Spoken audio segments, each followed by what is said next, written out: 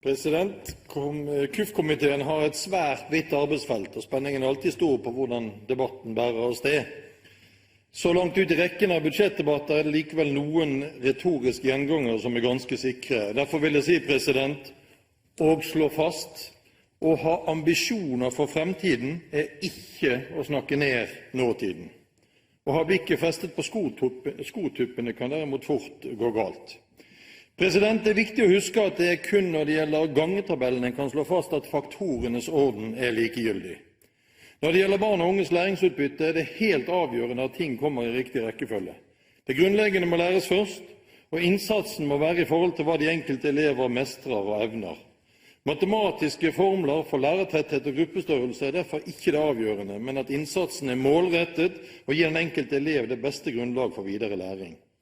Høyre vil øke innsatsen for å gjøre lærerne og skoleledelsen dyktige på å vurdere hvilke ressurser som skal settes inn, og hvor, og vi vil ha enkle systemer for å ta avgjørelser raskt. Så til høyere utdanning. Universiteter og høyskoler opplever svært gode søkertall. Det er også hyggelig at flere av fagene som har vært preget av skjev kjønnsfordeling, nå ser ut til å få en langt bedre fordeling. Regjeringen har tildelt midler til å videreføre nye studieplasser fra de foregående årene. Nye studieplasser er det imidlertid ikke satt av penger til. Dette henger dårlig sammen med regjeringens egne fremskrivinger av studenttall.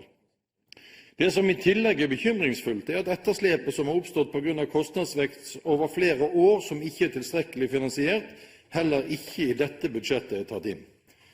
Regjeringen har fått klare tilbakemeldinger fra universitets- og høyskolesektoren om at dette reduserer kvaliteten på utdanningen og fører til mindre oppfølging av hver enkelt student. Jeg frykter, at denne utviklingen er grunnen til at en stadig større gruppe studenter ikke fullfører studiene.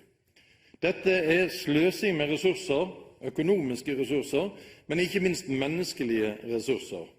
Jeg er glad for at Høyres alternative budsjett også dette året har en klar prioritering av økt basistilskudd til sektoren. Høyre har gjentatte ganger tatt til orde for at regjeringen må få på plass en ny plan for bygging av studentboliger og endre rammene for tilskudd til slike boliger.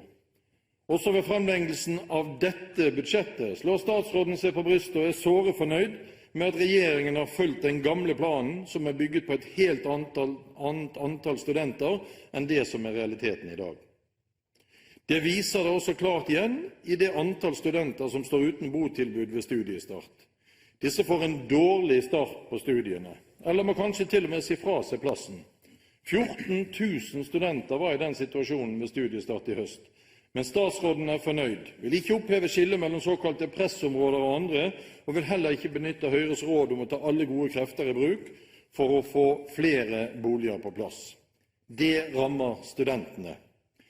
Jeg har med glede registrert at regjeringspartiene har beveget seg når det gjelder støtte til førsteåret på bachelorstudiet i ikke-vestlige land.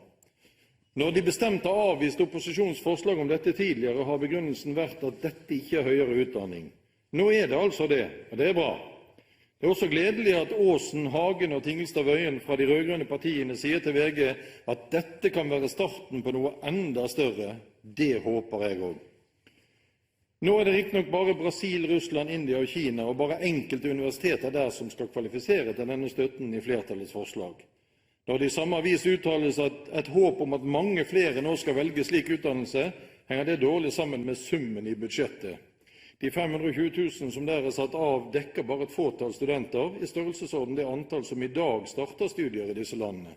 Jeg vil bare minne om at Høyre har satt inn 11,7 millioner kroner ekstra til dette, og tar selvsagt også med de som velger et slikt tilbud i USA.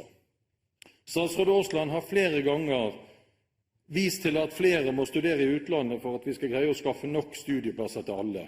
Kanskje det er derfor flertallet nå har snudd og gir denne støtten. Men for at dette skal gi uttelling, må nok ambisjonene være atskillig større enn det vi ser i budsjettet for 2012. Et prinsipp er falt, og det er varslet at dette er starten på noe større. Vi ønsker endringen velkommen, og minner om at revidert budsjett er en god anledning til å justere dette tallet opp til det nivå opposisjonspartiene har foreslått. Tiden strekker ikke til, så kirke får jeg komme tilbake til i neste innlegg.